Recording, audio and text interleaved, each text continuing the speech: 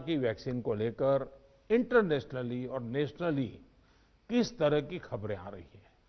आज दुनिया में भी और देश में भी, जैसा अभी आपको प्रेजेंटेशन में पूरा डिटेल बताया गया, करीब करीब आखिरी दौर पर वैक्सीन के में काम पहुंचा है। भारत सरकार हर डेवलपमेंट पर बारीकी से नजर रखे हुए हैं, हम सबके संपर्क में भी हैं। और अभी ये तय नहीं है कि वैक्सीन की 1 डोज होगी, 2 डोज होगी या 3 डोज होगी। ये भी तय नहीं है कि इसकी कीमत कितनी होगी, उसकी कीमत कितनी होगी, ये कैसे होगी। यानी अभी भी इन सारी चीजों के सवालों के जवाब हमारे पास नहीं है, क्योंकि जो इसके वाले हैं, दुनिया में जिस प्रकार की कॉरपोरेट वर्ल्ड भी है, उनका भी एक कंपटीशन है। दुनिया के देशों के भी अपने अपने डिप्लोमेटिक इंटरेस्ट होते हैं। WHO से भी हमें इंतजार करना पड़ता है। तो हमें ये इन चीजों को वैश्विक संदर्भ में ही आगे बढ़ना पड़ेगा। हम इंडियन डेवलपर्स और मैन्युफैक्चरर के साथ भी हमारी जो भी टीम काम कर रही है पूरी तरह संपर्क में है।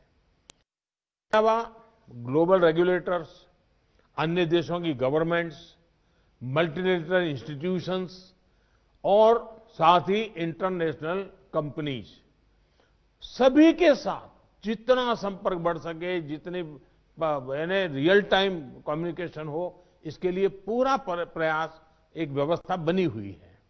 साथियों, कोरोना के खिलाफ अपनी लड़ाई में हमने शुरुआत से ही एक एक देशवासी का जीवन बचाने को प्राथमिकता दी है।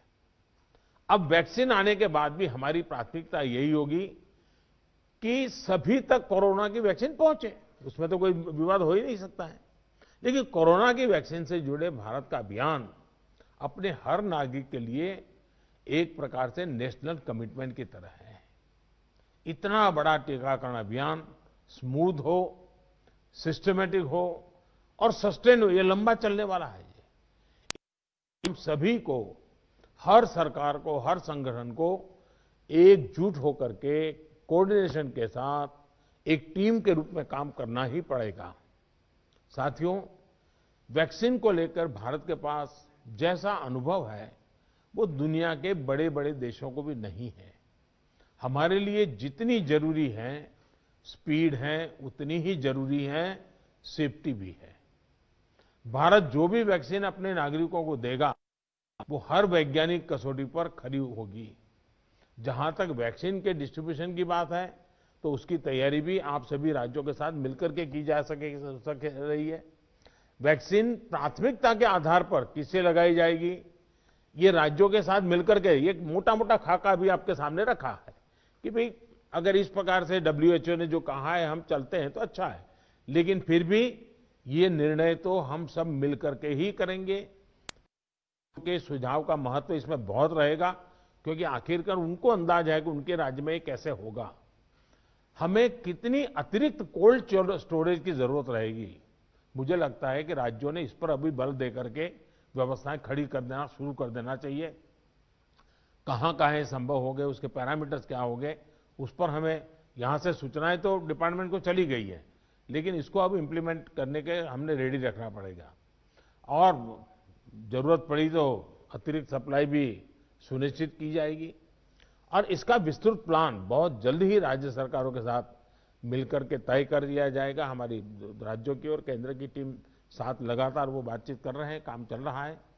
केंद्र सरकार ने राज्यों से कुछ समय पहले आग्रह किया था कि स्टेट लेवल पर एक स्टीयरिंग कमेटी एवं स्टेट और डिस्ट्रिक्ट लेवल पर टास्क फोर्स का, और मैं तो चाहूंगा कि ब्लॉक लेवल तक हम जितना जल्दी ये व्यवस्थाएं खड़ी करेंगे, और किसी न किसी एक व्यक्ति को काम देना पड़ेगा।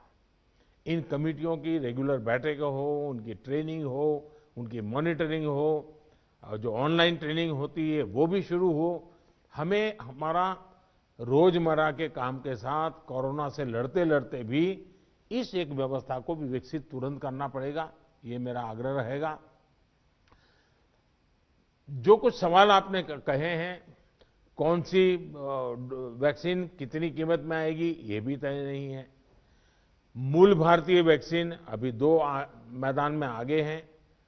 लेकिन बाहर के साथ मिलकर के हमारे लोग काम कर रहे हैं। दुनिया में जो वैक्सीन बन रही हैं वे भी मैन्युफैक्चरिंग के लिए भारत को के लोगों के साथ ही बात कर रहे हैं, कंपनियों के साथ। लेकिन इन सारे विषयों में हम जानते हैं कि 20 साल से मान लीजिए कोई दवाई पॉपुलर हुई है, 20 साल से लाखों लोग उसका उपयोग कर रहे हैं, लेकिन कुछ लोगों को उसका रिएक्शन आता है, आज भी आता है, 20 साल के बाद भी आता है। तो ऐसा इसमें भी संभव है। निर्णय वैज्ञानिक तराजू पर ही तोला जाना चाहिए।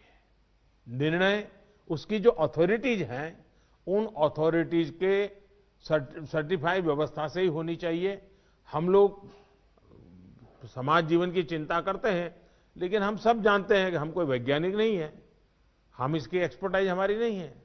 तो हमें दुनिया में से जो व्यवस्था के तहत जो चीजें आती हैं आखिरकार उसी को ही स्वीकार करना पड़ेगा और उसको स्वीकार करके हम आगे चलेंगे।